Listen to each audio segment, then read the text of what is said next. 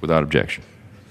Mr. Speaker, I love magic, and I bet a lot of people out there watching today love magic too. Ever since I was a kid, I loved the cups and the card tricks and the rabbit coming out of the hat. When I was in college, I even used to entertain at elementary school birthday parties, helping to pay my way through college.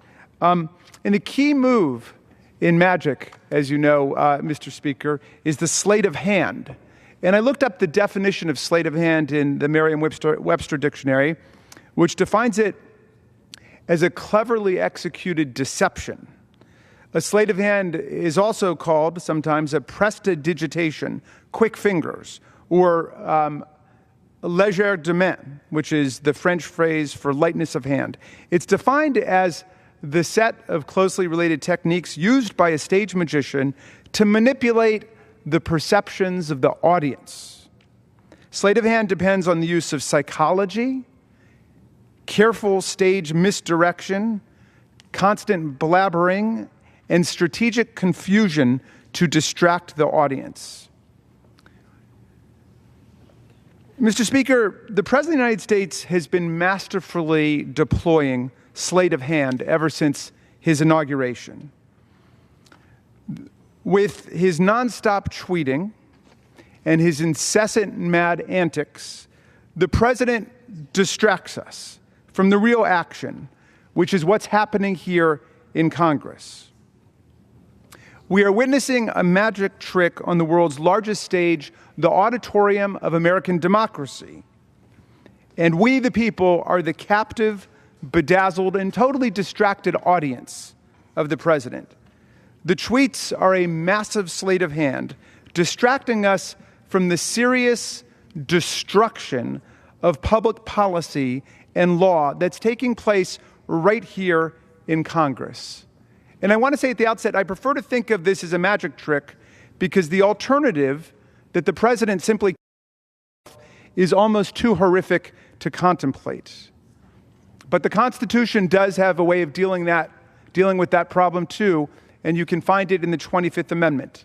But today we're going to assume that all of this is a magic show. And you know, I used to coach kids soccer. And when I coach soccer, I always tell the kids, don't bunch, keep your eye on the ball, stay in your lanes, and pass the ball. But without fail, the youngest kids who are just starting out, they all chase the ball. They move around the field in a big clump, a big mob. And I say, don't follow the mob that's following the balls. Go to where the ball is going to be going. But when they're young, they don't know how to do it. But I think that advice applies here as well, to America, to the body politic. Don't follow the mob that's following the ball. Let's not be distracted full time by all the tomfoolery and tweetfoolery. There are important and dangerous things happening right here in Congress right now. While the president is tweeting insults and fake news and inflating his slender college victory and the size of his inaugural crowd and making fun of Meryl Streep and chatting about Nordstrom's department store and talking about how he's going to make Mexico pay for his wall and so on, what's taking place in Congress is the systematic dismantling of the regulatory apparatus that the American public depends on for clean air, clean water, safe food, a decent environment, and control of criminality in the country. The fundamental political action that we must be paying attention to now is the dismantling of the regulatory apparatus of the federal government, which is happening every day right here in the halls of Congress. This is the apparatus that protects our food, our air, our water, our health care, our financial system, the ability of people to invest safely on Wall Street, occupational safety and health for our workers. All of this is being attacked in terrifying and often invisible ways. Behind the scenes, while the Wizard of Oz convenes a dinner in Mar-a-Lago where he entertains a national security crisis discussion in full view of other diners who began to tweet out and Facebook out what they're seeing happen. While all of that's happening, Congress is rolling back environmental protections to protect streams and rivers and drinking water from pollution. They're savaging the rules that restrict the volume of greenhouse gas emissions that are leaked into the atmosphere, destabilizing our climate system. Check out House Joint Resolution 38 and 36. While the distractor-in-chief whines about leaks, while his whole campaign was based on leaks of emails that were captured by Russian agents working to get him elected, in Congress, they're rolling back financial regulations which ensure that workers have retirement savings options, HJ Res 66, and which protect consumers from excessive financial risk, HR 78. They've also targeted and rolled back labor regulations that promote safe and healthy workplaces and fair employment practices, HJ Res 37. Amazingly, while President Trump's national security advisor, General Flynn, was forced to resign when it was revealed that he had been colluding with Russians to lift the sanctions that the Obama administration had imposed on Russia. Here in Congress, we are passing bills to rescind anti-corruption regulations that required oil and gas companies to report monetary payments that they made to foreign governments, HJ Res 41. So Trump tweets about leaks while his administration is one vast leak to the Russians. And here, members of the GOP are working to throw an invisibility and secrecy cloak over corporate payments being made to foreign governments and corporations.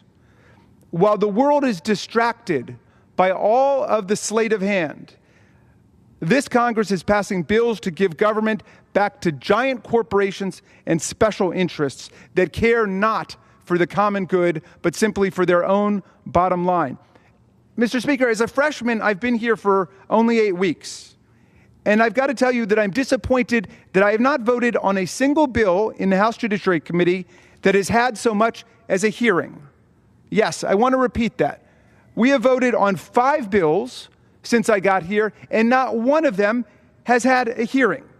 Now, I come from Maryland, from the Maryland State Senate, where I proudly served for 10 years as a state senator.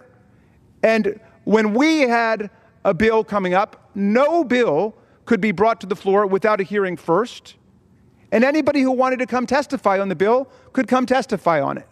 Now, that's not practicable here in the U.S. Congress. However, we could at least have experts relating to the bill and people who are affected by the bill come in and testify, but we haven't done that in the House Judiciary Committee. Instead, we voted on a series of bills which, to my mind, dramatically curtail the public interest. Yesterday, we voted on a bill to dismantle, essentially, to put into a stifling straitjacket the class action mechanism that has been used over the decades to vindicate the interests of people who are victims of sex discrimination, victims of race discrimination, victims of toxic torts, victims of asbestos poisoning.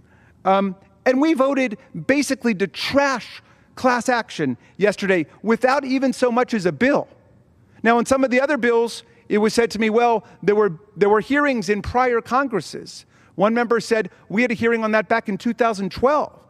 This is 2017, 5 years later. But on this particular bill that I'm talking about, nobody even heard the bill. There was no hearing on it. It was simply brought up for a vote. That's irresponsible legislation. That's not real democracy when you don't even have a hearing and people who are affected by the legislation don't have the opportunity to come and talk about it.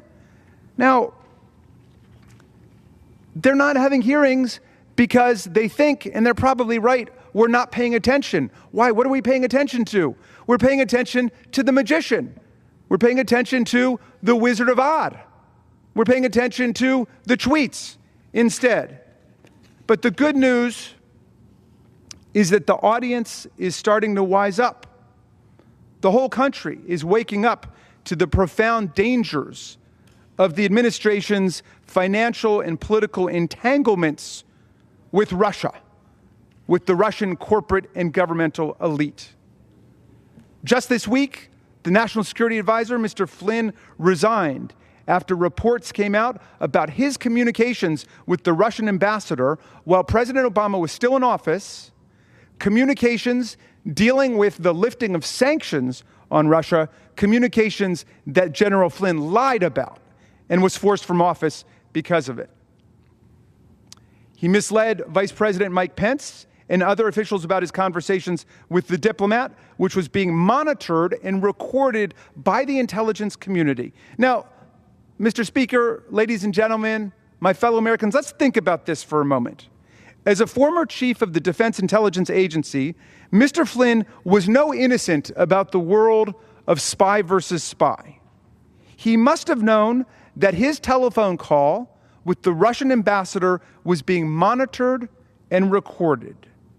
If he really wanted to go rogue and operate on his own without the permission and the license of President Trump, he never would have allowed that telephone conversation to be recorded.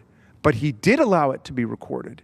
He made that call with presumable full knowledge that other people in the intelligence community would be listening in on it, which leads me to the inescapable logical conclusion that Flynn knew that in making that call, he enjoyed the full support of the one person above him who could remove him from his job, the President of the United States. Now, do I know that? No, I don't know it. I surmise it. How are we going to know whether or not this is true? How do we get to the bottom of the Russian connection in the campaign? How do we get to the bottom of the Russian connection in the Trump administration? We need to have a full, complete, independent investigation by experts like the 9/11 Commission, which gets to the bottom of this profound danger, this dagger pointed at the throat of American democracy.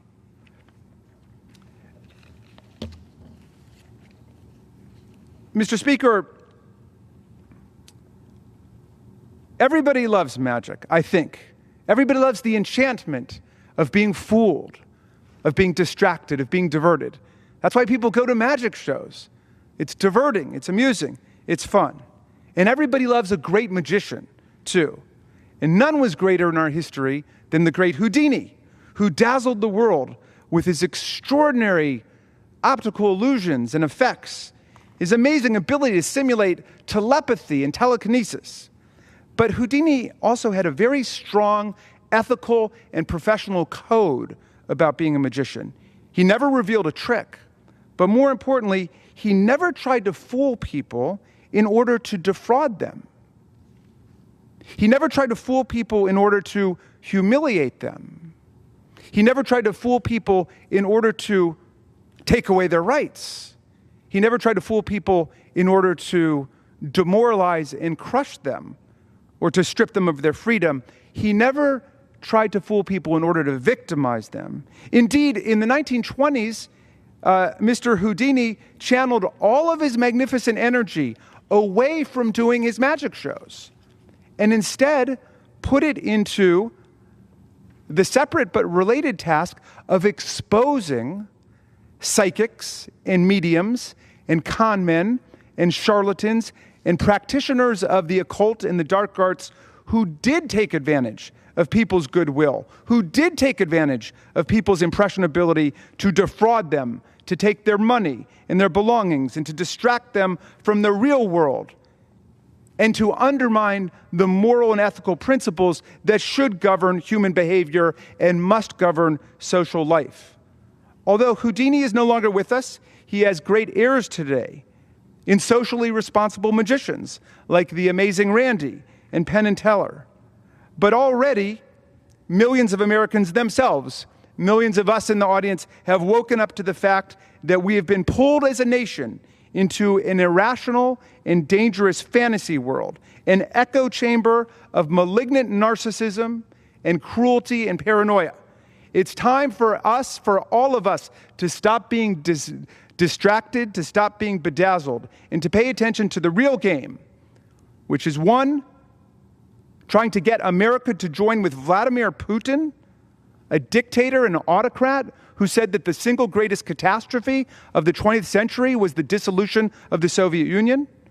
in order to create an international league of dictators, demagogues, and despots to violate human rights and crush liberal democracy. And two, to dismantle at home the public regulatory infrastructure which protects our land, our air, our water, our climate, our liberties, our freedoms, our equal rights, and our capacity to function as the greatest democracy on earth and to function as an efficient and effective government meeting the needs of the people.